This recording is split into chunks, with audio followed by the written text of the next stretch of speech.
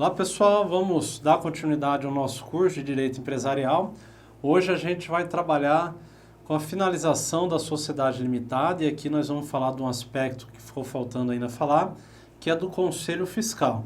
E na sequência vamos falar um pouco de sociedade em comandita por ações. Pessoal, o Conselho Fiscal é um órgão criado pelo Código Civil de 2002 em relação às sociedades limitadas. Já existia o Conselho Fiscal lá na Lei das Sociedades Anônimas, lá na Lei 6.404 de 76, mas não havia sua previsão para a sociedade limitada. E foi justamente o Código Civil em 2002 que trouxe essa previsão, entre os artigos 1066 ao 1070 do Código Civil. Então a gente vai ver hoje qual que é a função do Conselho Fiscal, quem que pode fazer parte, quem que não pode. Enfim, vamos falar um pouquinho desse Conselho Fiscal. O Conselho Fiscal, pessoal, a primeira observação importante que eu faço é que ele deverá ser formado por no mínimo 3 pessoas com mais 3 suplentes, ou seja, são 3 titulares e mais 3 suplentes, totalizando ali 6 pessoas nesse Conselho Fiscal. Tem como eu ter o Conselho Fiscal de uma sociedade limitada com 2 pessoas titulares apenas? Não. É vedado, é o que vai dizer o artigo 1066 do Código Civil. Deve ter ao menos 3 titulares com mais 3 suplentes. Esses membros do Conselho Fiscal, eles podem ser tanto sócios ou não sócios. Não é obrigatório ser sócio ali da sociedade limitada para fazer parte do Conselho Fiscal. Pode ser tanto sócio quanto não sócio. É uma exigência que esses sócios ou não sócios, para fazer parte do Conselho Fiscal, eles sejam residentes no país. Devem possuir domicílio aqui no país, devem ser residentes no país. É o que a gente encontra, portanto, no artigo 1066 do CAPT. Esses são do Código Civil. Esses são os requisitos, então, para poder compor um Conselho Fiscal. Deve ter 3 titulares, com mais 3 suplentes no mínimo. Pode ter mais, não existe limite máximo, mas existe limite mínimo. Podem ser sócios ou não e devem ser residentes no país. Existem algumas pessoas, em decorrência de alguma circunstância, que não podem figurar como membros do Conselho Fiscal. Me refiro aos administradores dessa sociedade limitada, me refiro aos empregados e me refiro também aos parentes até o 3º grau de afinidade e consanguinidade desses empregados, desses administradores.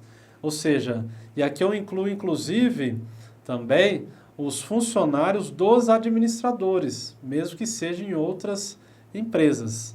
Então, empregados, administradores, empregados desses administradores, bem como os parentes até o 3º grau destes, não poderão figurar como membros do Conselho Fiscal.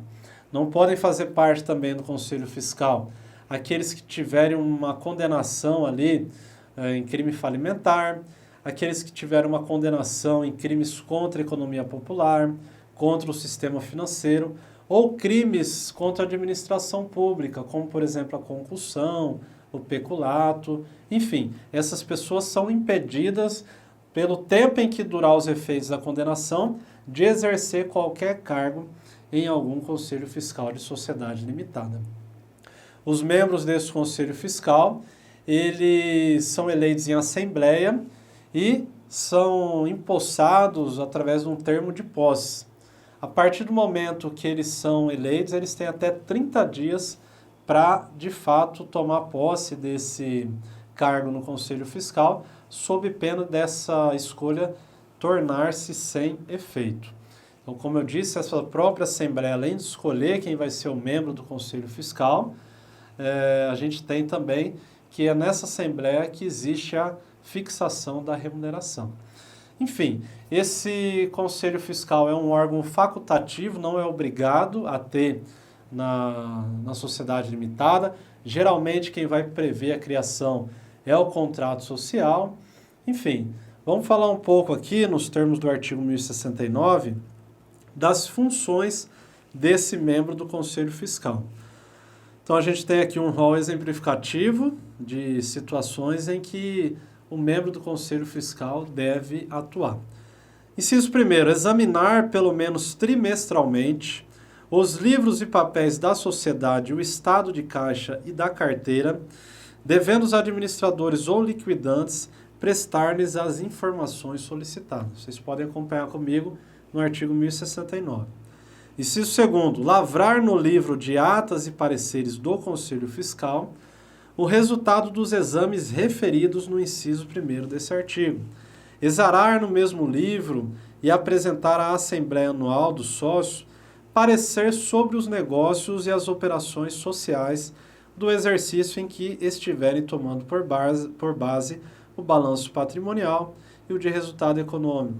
Denunciar os erros, fraudes ou crimes que descobrirem, sugerindo providências úteis à sociedade, além de convocar a Assembleia dos Sócios e se a diretoria retardar por mais de 30 dias a sua convocação anual, ou sempre que encontrar motivos graves e urgentes.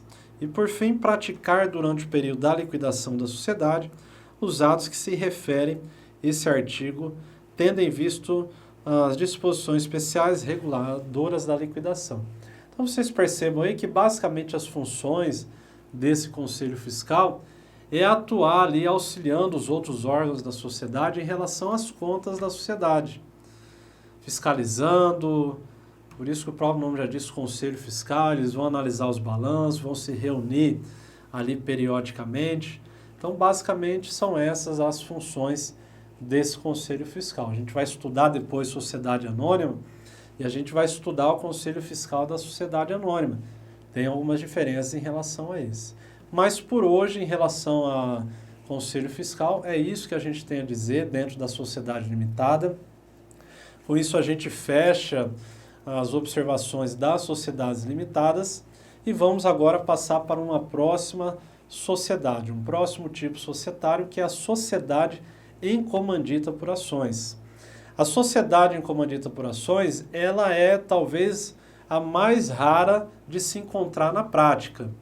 Existem estudos aí de alguns doutrinadores que tem no máximo 10 sociedades em comandita por ações em todo o Brasil.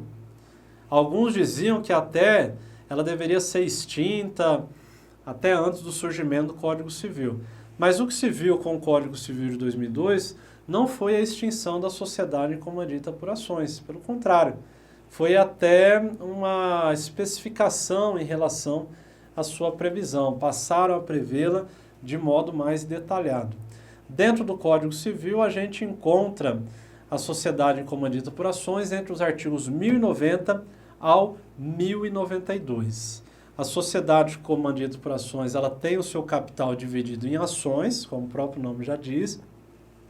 Ela tem aplicado a si subsidiariamente as regras naquilo que não estiver previsto entre o artigo 1090 ao 1092 do Código Civil, as regras da sociedade anônima, ou seja, lá da lei das SA, da lei 6.404.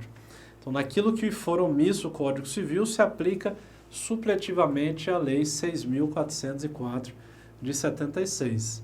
Essa sociedade em comandita por ações, ela pode ter, quanto ao nome empresarial, tanto a forma de firma ou denominação. Então, o seu nome empresarial deve figurar como firma ou como denominação, tanto faz uma ou outra.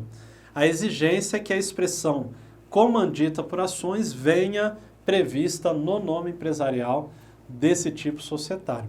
E um outro detalhe em relação ao nome empresarial é que o nome que figurará ali no nome empresarial dos diretores deve ser especificamente um acionista da sociedade em comandita por ações. Então, essa sociedade em comandita por ações, como eu disse, ela é muito rara de ser encontrada na prática. Praticamente a gente não vê.